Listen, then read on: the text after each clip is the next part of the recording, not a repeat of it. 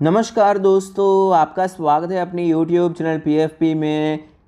Weekly analysis की शुरुआत करते हैं। निफ्टी 50 17,500 के ऊपर क्लोज हुआ है। वीकली हाई और वीकली लो के बीच में 500 साढ़े 500 पॉइंट का डिफरेंस है, तो अच्छी खासी वॉलेटिलिटी देखने को मिली है और 1.25% के पॉजिटिव रिटर्न्स निफ्टी ने बना कर दिए हैं।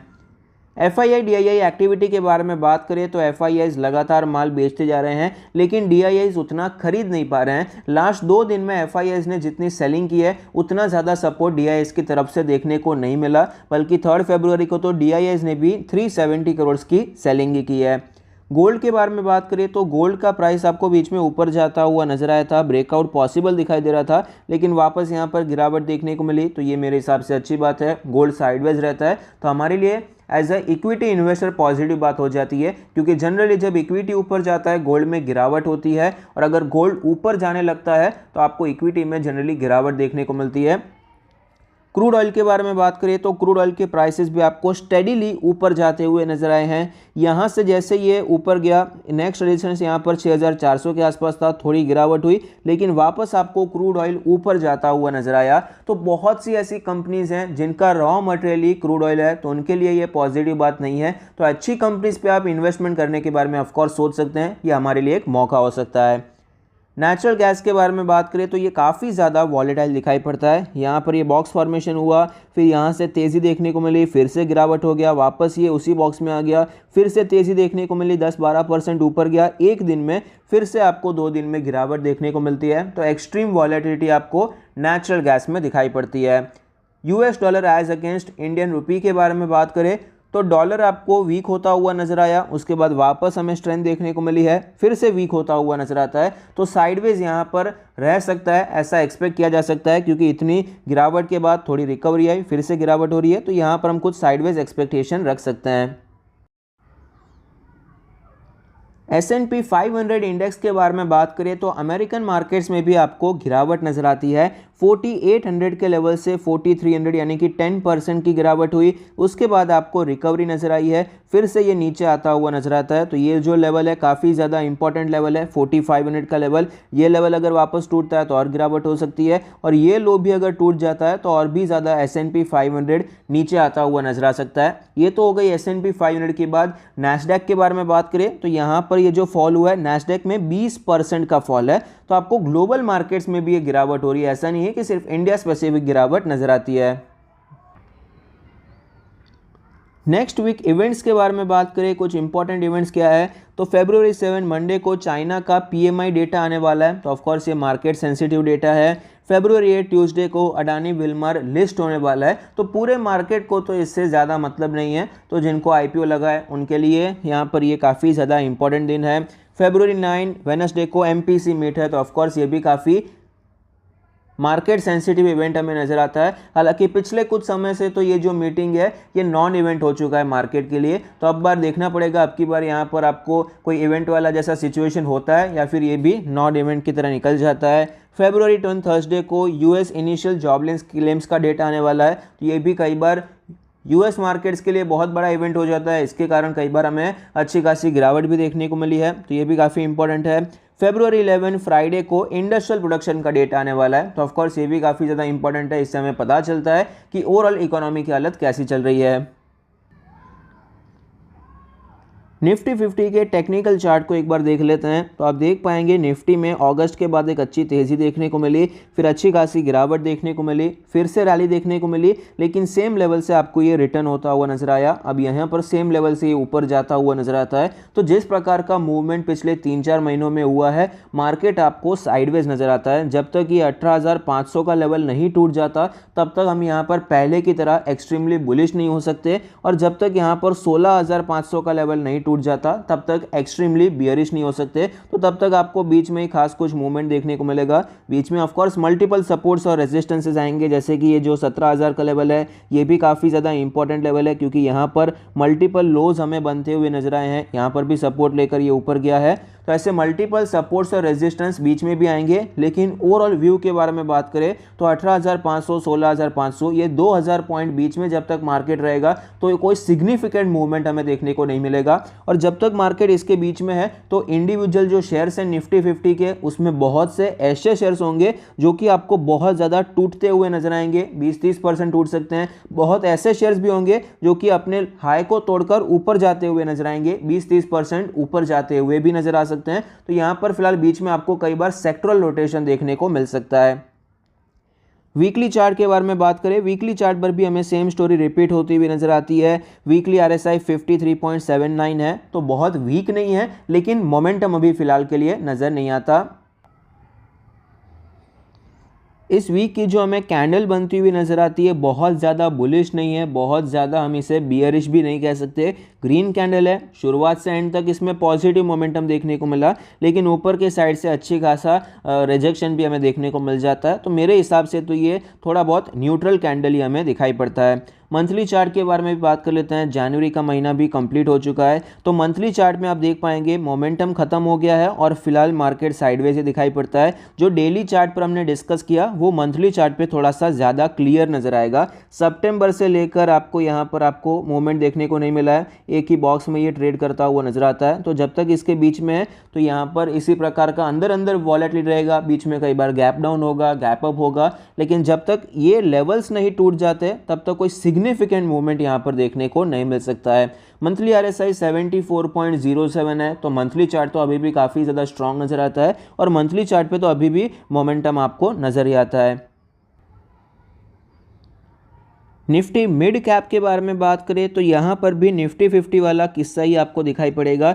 नीचे के साइड पे ये जो 28,500 का लेवल है काफ़ी ज़्यादा इंपॉर्टेंट है, मल्टीपल टाइम्स हमें यहाँ पर सपोर्ट बनते हुए नजर आए हैं। और रेजिस्टेंस के बारे में बात करें तो ये जो ऑल टाइम आया है अप्रॉक्सीमेटली 32,700 के आसपास है। तो ये लेवल्स जब तक नहीं टूटते हैं बीच में आपको मोमेंट होता हुआ नजर आएगा, लेकिन खास डायरेक्शन नहीं मिलेगा।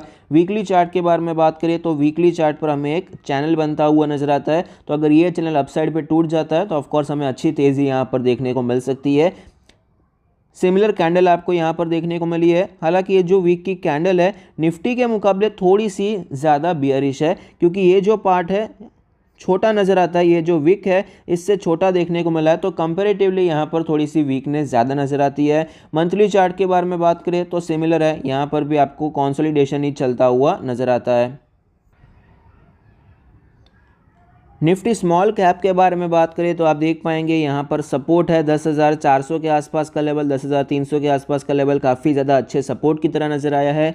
रेजिस्टेंस के बारे में बात करें, एक बार कोशिश की थी ऊपर जाने की लेकिन सस्टेन नहीं हो पाया, वापस गिरावट देखने को मिली। तो अब ये 12,000 का जोन काफ़ी ज़्यादा इंपॉर्टेंट जोन हो चुका है, यहाँ पर भी आपको बॉक्स फॉर्मेशन दिखाई पड़ता है। वीकली चार्ट पे निफ्टी मिड कैप के हिसाब से थोड़ा सा आपको यहाँ पर बेटर नजर आएगा, उसमें जो चैनल है थोड़ा सा इस प्रकार का है, लेकिन यहाँ पर ऑलरेडी इस चैनल का ब्रेकआउट हो चुका है, उसके ऊपर ही अभी तक ये ट्रेड कर रहा है। तो निफ्टी मिड कैप के कंपैरिजन में स्मॉल कैप थोड़ा सा ओवरऑल बेटर नजर आता है। मंथली चार्ट के बारे में बात करें तो यहाँ पर आपको सिमिलर स्टोरी रिपीट होती हुई नजर आएगी कि मार्केट आपको साइडवेज नजर आता है। जनरली ऐसा होता नहीं है, कई बार क्या होता है निफ्टी अगर साइडवेज चल रहा है, निफ्टी अपने ऑल टाइम हाई से अगर 5-7% नीचे है तो स्मॉल कैप मिड कैप तो बहुत ही ज़्यादा खून खराबा हो जाता है। कई सारे शेयर्स आपको 50-60% टूटते हुए नजर आते हैं, कई शेयरों में ऐसा हुआ भी है, लेकिन अब तक इंडेक्स आपको होल्ड करते हुए नजर आए हैं, ये मेरे हिसाब से पॉजिटिव बात है।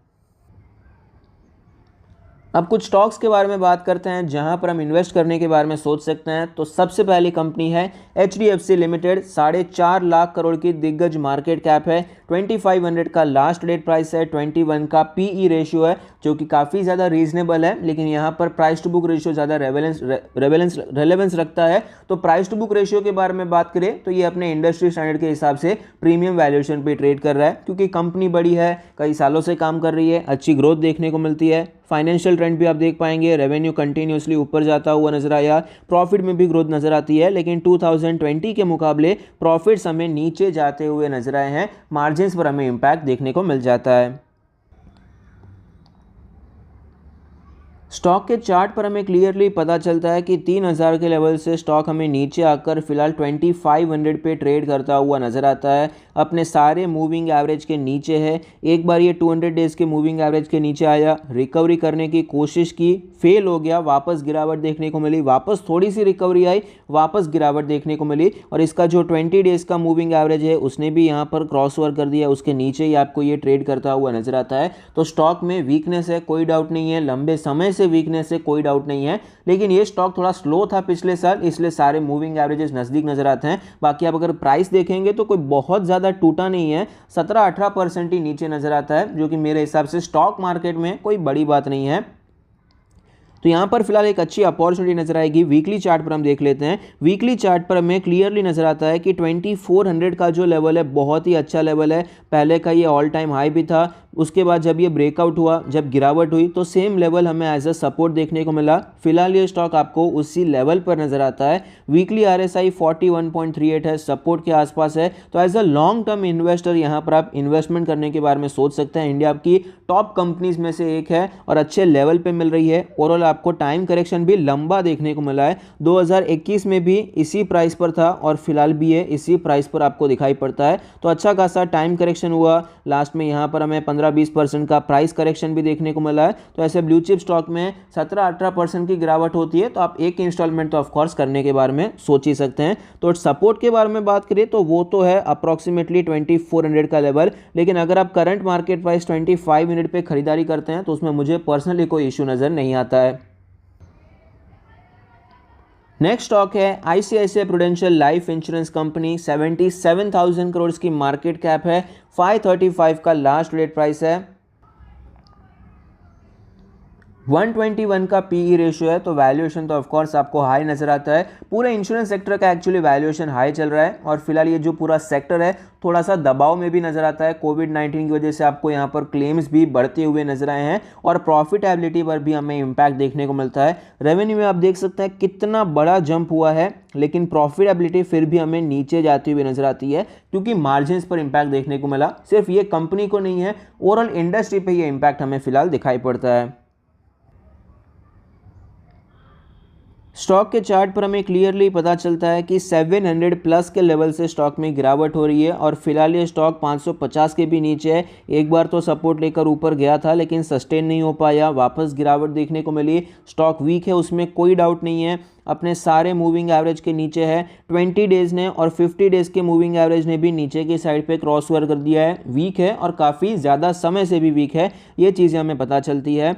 वीकली चार्ट के बारे में बात करें तो वीकली चार्ट पर एक इंपॉर्टेंट लेवल हमें नजर आएगा जो कि है 500 का लेवल। ये एक साइकोलॉजिकल एक राउंड अप लेवल तो है, लेकिन यहाँ पर ये पहले ऑल टाइम हाई था, उसके बाद मार्केट क्रैश से पहले इसके ऊपर जाने की कोशिश की थी, तब भी ऑल टाइम हाई बना, फिर गिरावट देखने को मिली, फिर यहाँ पर स्ट्रगल भी किया था, फिर आपको एक अच्छी तेज़ी देखने को मिली थी 700 तक की तेज़ी, फिर से ये स्टॉक आपको नीचे आता हुआ नजर आता है। तो ये 500-520 का लेवल काफ़ी ज़्यादा अच्छा लेवल है और ट्रेंड वाइज भी अगर हम बात करते हैं तो ट्रेंड भी आपको ओवरऑल इसी प्रकार का नजर आता है। ट्रेंड वाइज भी 500 का लेवल एक अच्छा सपोर्ट है। वीकली RSI देखिए काफ़ी ज़्यादा वीक है, 37.52 है। तो यहाँ पर अगर आप निवेश करना चाहते हैं तो ये एक अच्छा लेवल है। करंट मार्केट प्राइस भी अच्छा है। बाकी अगर आप राउंड अप लेवल का वेट करना चाहते हैं तो उसमें भी कोई इशू नहीं है क्योंकि जिस प्रकार की वीकनेस है 500 तो आपको इजीली मिल सकता है, उसमें कोई बड़ी बात नहीं है। तीसरा स्टॉक है बर्जर पेंट्स। हमने क्रूड ऑयल को जब डिस्कस किया था तब हमने बात की थी कि बहुत सी कंपनीज के लिए ये रॉ मटेरियल होता है, तो ऐसी कंपनीज में आपको फिलहाल गिरावट देखने को मिल रही है। तो अगर वो कंपनी अच्छी है तो निवेश कर सकते हैं। तो बर्जर पेंट्स में ऐसी कंपनी है जिसे क्रूड ऑयल का इस्तेमाल होता है, तो अभी फिलहाल इनके प्रोडक्ट्स में क्रूड ऑयल का इस्तेमाल हो रहा है, तो इनके मार्जिन पर तो इम्पैक्ट हो रहा है, इसलिए स्टॉक में गिरावट हो रही है। तो एज अ इन्वेस्टर कंपनी अच्छी है तो यहाँ पर हम निवेश कर सकते हैं। 71,000 करोड़ की मार्केट कैप है, 735 का प्राइस है, 84 का PE रेशियो है। तो वैल्यूएशन वाइज आपको ये पूरा सेक्टर ही थोड़ा सा प्रीमियम ही नजर आता है। उसमें भी Berger paints actually Asian paint से ज़्यादा आपको प्रीमियम वैल्यूएशन पे मिलता है, लेकिन फिलहाल प्राइस नीचे आया, टाइम करेक्शन हुआ तो वैल्यूएशन थोड़ा सा कूल ऑफ हो चुका है। फाइनेंशियल ट्रेंड के बारे में बात करें, रेवेन्यू प्रॉफिट्स आपको कंटिन्यूसली ऊपर जाते हुए नजर आते हैं। स्टॉक के चार्ट पर हमें क्लियरली पता चलता है कि 850 प्लस के लेवल से स्टॉक में गिरावट हुई है और फिलहाल ये स्टॉक 735 के आसपास ट्रेड कर रहा है। इसका एक 800 का लेवल बहुत ही इंपॉर्टेंट सपोर्ट था, फिलहाल ये इंपॉर्टेंट रेजिस्टेंस बन चुका है। 2 बार जाने की कोशिश की लेकिन नहीं जा पाया, बार बार नीचे आ जाता है। तो फिलहाल भी जिस प्रकार का प्राइस एक्शन चल रहा है, अगर 700 का लेवल टूट जाता है तो और भी गिरावट देखने को मिल सकती है। इस स्टॉक को हमने पिछले 2-3 महीने में कई बार कवर किया है। जब यहाँ पर आया था तब कवर किया था, फिर से यहाँ पर भी कवर किया था। तो अगर आपने 700 के जोन में एक बार एक्यूमुलेशन कर लिया है तो मेरे हिसाब से वो इनफ है, क्योंकि बहुत बड़ा टाइम करेक्शन भी नहीं हुआ है। ऐसा नहीं है कि 8-12 महीने निकल चुके हैं। तो यहाँ पर एक बार अगर आपने सिग्निफिकेंट अमाउंट 700 रुपये के लेवल पे लगा दिया है तो आप होल्ड कर सकते हैं, वेट कर सकते हैं बेटर वैल्यूएशंस के लिए। लेकिन अगर आपने यहाँ पर बिल्कुल खरीदारी नहीं की है तो मेरे हिसाब से 700 का लेवल काफ़ी अच्छा है, जहाँ पर आप एक्यूमुलेशन कर सकते हैं। वीकली चार्ट पर भी काफ़ी अच्छे सपोर्ट की तरह में ये लेवल नज़र आता है। 100 वीक्स का जो मूविंग एवरेज है वो भी हमें यहीं पर दिखाई पड़ता है। वीकली RSI भी 43.87 आपको दिखाई पड़ता है। तो यहाँ पर आप खरीदारी करना चाहें तो करने के बारे में सोच सकते हैं। और बाय चांस अगर ये 700 का लेवल टूट जाता है तो डायरेक्टली स्टॉक हमें 600 के लेवल पे मिल सकता है, क्योंकि उससे पहले कहीं पर भी खास सपोर्ट ही नहीं है। तो 600 का लेवल ये ऑल टाइम आया था, यहीं से ब्रेकआउट हुआ था। तो 600 के लेवल से आपको मिल सकते हैं। अगर 700 के लेवल टूटते हुए नजर आते हैं तो इन दोनों लेवल पे आप एक्यूमुलेशन करने के बारे में सोच सकते हैं। Thank you, stay happy, happy investing.